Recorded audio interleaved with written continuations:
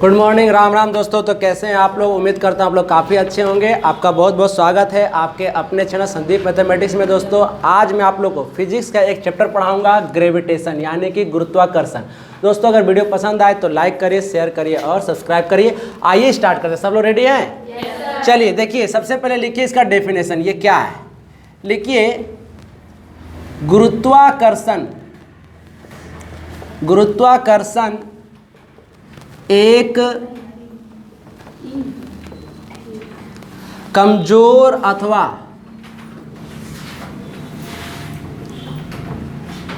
क्षीण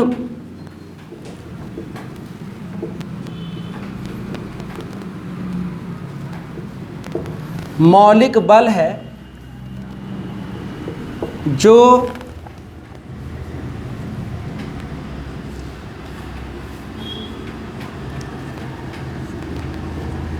ब्रह्मांड में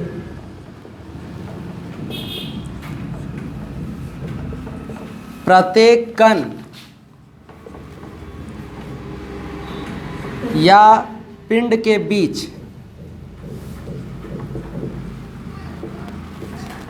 उनके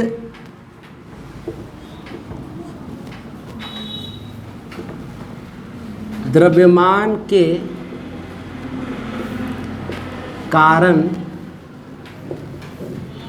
लगता है। इसका मतलब क्या हुआ कि ग्रेविटेशन जो है एक बहुत ही कमज़ोर बल है। याद रखिएगा, गुरुत्वाकर्षण एक बहुत ही कमज़ोर या क्षीण मौलिक बल है जो ब्रह्मांड, अब बात कर दिया ब्रह्मांड, मतलब सिर्फ ये पृथ्वी का बात नहीं कर रहा, ब्रह्मांड में जितने भी ग्रह है, क्षुद्र ग्रह है, धूमकेतु है, सब में ये लागू होता है। पर ब्रह्मांड के प्रत्येक कण या पिंड के बीच किसके कारण लगता है? हाँ, यानी कि किसी भी पिंड के मास के कारण उसमें ग्रेविटेशन होता है। बोलिए, यहाँ तक बात क्लियर हो गया? तो चलिए अब यहाँ से सेकंड पॉइंट लिखिएगा। सेकंड पॉइंट लिखिए, न्यूटन के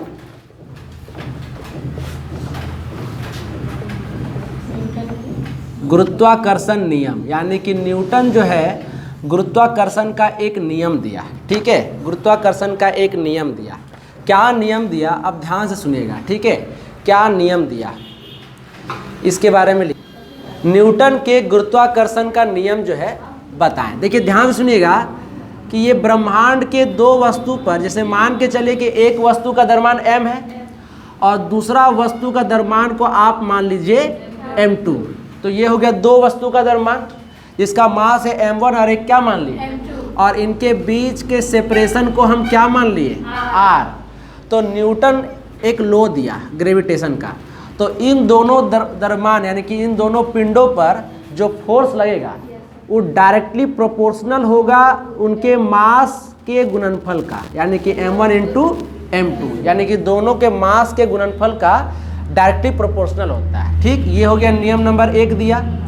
और नियम नंबर 2 दिया कि इसका जो फोर्स होता है इनके बीच के दूरी का, तो इनके बीच के दूरी के वर्ग का व्युत्क्रमानुपाती होता है, यानी कि रेसिप्रोकल होता है, यानी कि रेसिप्रोकल स्क्वायर के साथ। तो ये हो गया नियम नंबर क्या हो गया 2। जब हम ये दोनों समीकरण को मिलाएंगे तो देखिए रिजल्ट क्या बनेगा कि F जो है यानी कि फोर्स, लगने वाला फोर्स जो डायरेक्टली प्रोपोर्शनल होगा m1 इंटू m2 के और इन्वर्सली प्रोपोर्शनल होगा उनके बीच के सेपरेशन का स्क्वायर का। क्लियर हो गया यहाँ तक? अच्छा, तो इस तरह इन दोनों समीकरण को मिलाने पर ये रिजल्ट मिला। और आपको ये भी पता होगा कि प्रोपोर्शनलिटी कांस्टेंट हटता है तो कुछ उसका नियतांक या स्थिरांक मान आता है। तो हम कह सकते हैं, देखिए तो F इज इक्वल टू, जब स्थिरांक हटता है तो यहाँ पर क्या आता है G।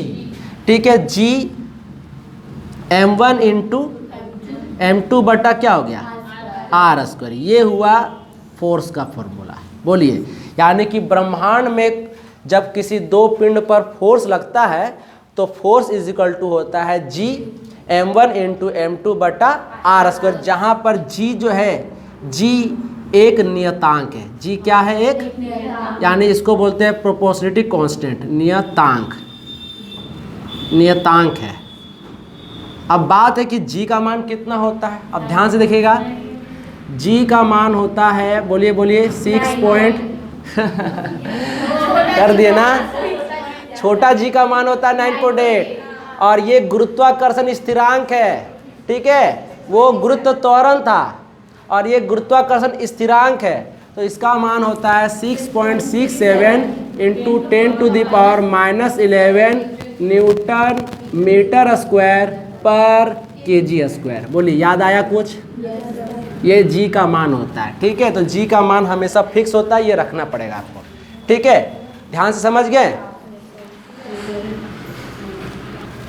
देखिए अब इसके आगे देखिए, जी क्या होता है आपका, एक गुरुत्वाकर्षण सार्वत्रिक स्थिरांक और जी का मान फिक्स होता है कितना, 6.67 इंटू 10⁻⁻11 न्यूटन मीटर स्क्वायर पर केजी स्क्वायर।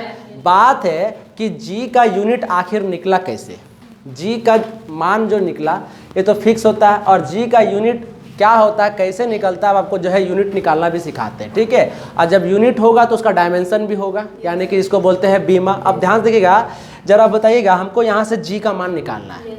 अगर यहाँ से जी का मान निकालना है तो क्रॉस मल्टीप्लाई होगा, तो क्रॉस मल्टीप्लाई होता है एफ किससे मल्टीप्लाई जाएगा, आर स्क्वायर से।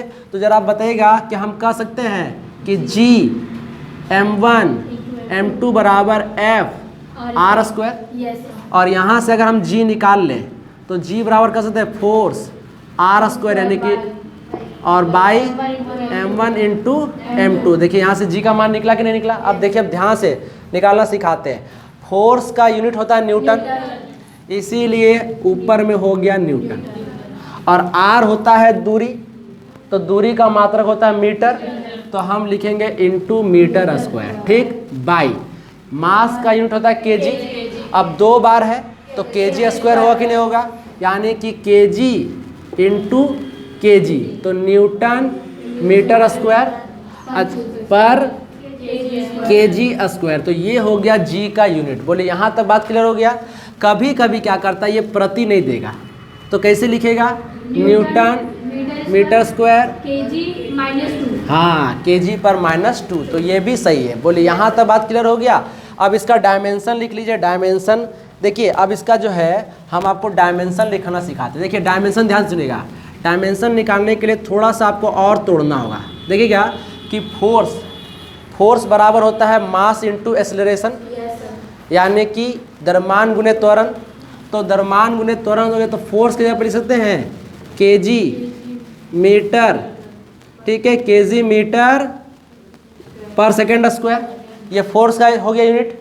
अच्छा, इंटू क्या है, मीटर स्क्वायर, ये न्यूटन का लिखे हैं, mass into acceleration, mass into acceleration का यूनिट होता है, और बाई क्या हो गया, केजी इंटू, तो केजी क्या हुआ, बोले यहाँ तक क्लियर हुआ। केजी क्या हुआ, कट गया।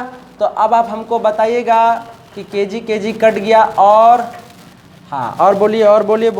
अब ये केजी ऊपर जाएगा, तो ये केजी ऊपर जाएगा तो क्या लिखाएगा, केजी -1। अच्छा, यहाँ 1 मीटर है, यहाँ स्क्वायर है तो केट हो जाएगा, तो हो जाएगा मीटर क्यूब। अच्छा, सेकंड के वो है, सेकंड -2। देखिए हो गया क्लियर।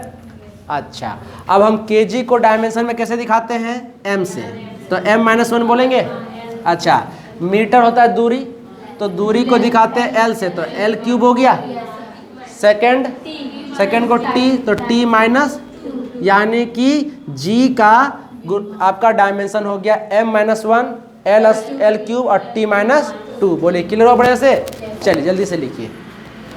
ये बोर्ड पर क्वेश्चन क्या है कि 2 अलग अलग द्रव्यमान की वस्तु है का द्रव्यमान को अगर क्या कर दिया जाए, यानी कि 2 ठो द्रव्यमान है वस्तु का और दोनों का द्रव्यमान को डबल कर दिया जाए, ठीक है, और उनके बीच की दूरी को क्या कर दिया जाए, आधी कर दिया, यानी कि उसका जो दूरी था वो आधा कर दिया जाए, तो उनके बीच लगने वाला बल कितना गुना, यहाँ पर देखिए क्या पूछ रहा है, कितना गुना बढ़ जाएगा, ये नहीं पूछ रहा कि कितना गुना हो जाएगा, कितना गुना बढ़ जाएगा। ध्यान सुनिएगा। अभी आप थोड़ा देर पहले पढ़े हैं कि फोर्स इज इक्वल टू होता है जी m1 m2 बटे क्या होता है, यही तो फॉर्मूला होता है फोर्स का। तो ये फोर्स कब, जब 1 गुना फोर्स हो। कितना गुना फोर्स हो? इसको मान लीजिए कि 1 गुना फोर्स है। अब हमको बोल रहा है कि द्रव्यमान को कर दीजिए दुगना, यानी जो मास है ना उसको दुगना कर दीजिए, यानी 2m कर दीजिए। मास को क्या कर दीजिए? और उसके दूरी को क्या कर दीजिए? यानी r जो है उसको r/2 कर दीजिए, यानी कि मास जो है उसको आप दोगुना कर दीजिए और जो दूरी है उसको कर दीजिए आधा। समझे कि नहीं समझे? अब देखिए क्या होता है, ध्यान सुनिएगा। तो इसको f' मान लेते हैं। तो देखिए g, अब मास यहाँ पे लिखेंगे 2m1 इंटू 2m2 बाई बोलिए समझ में आया कि नहीं आया? क्योंकि दूरी को तो आधा किए ना, तो दूरी आधा का स्क्वायर हो जाएगा। ठीक है, चलिए अब ध्यान सुनिएगा। तो ये हो गया F1 g 2 दूनी तो 4m1 m2 बटा r/4 होगा कि नहीं होगा? अब आपको पता होगा जो 4 है वो नीचे ऊपर जाएगा। हाँ, r² होगा, बिल्कुल होगा। ठीक, अब 4 कहाँ जाएगा? तो ये 4 इससे गुना हो जाएगा। तो हम कह सकते हैं, देखिए तो F1 = 16 g m1 m2 बटा क्या हो जाएगा? r²। इसका मतलब क्या है कि अगर पहले इसको हम 1 गुना फोर्स माने, इसको क्या मानने लिए? अगर हम 1 गुना फोर्स माने तो अब कितना गुना फोर्स हो गया है? 16 गुना। हाँ, यानी कि F1 हो गया है 16 गुना। बोलिए यहाँ तक बात समझ में आया कि नहीं आया? अब ध्यान सुनिएगा, ध्यान से रुकिएगा। अगर आपसे क्वेश्चन पूछता कि बल कितना गुना हो जाएगा, तो आंसर दीजिएगा 16 गुना। लेकिन बढ़ेगा तो 15 हो जाएगा। और अगर आपसे बोल दे कि बल कितना गुना बढ़ जाएगा, तो आप हमेशा 1 कम करके बोलिएगा, क्योंकि बढ़ जाना घट जाना वो सब अंतर होता है। तो 16 में से 1 गुना का डिफरेंस होगा तो कितना हो जाएगा? तो आप हमेशा 1 कम करके बोलेंगे, यानी कि आपका आंसर हो जाएगा 15 गुना। बोलिए यहाँ तक आज क्लियर हुआ? तो दोस्तों, इस तरह का वीडियो आपको कैसा लगा? अगर वीडियो पसंद आए तो लाइक करिए, शेयर करिए और सब्सक्राइब करिए। जय हिंद, जय भारत।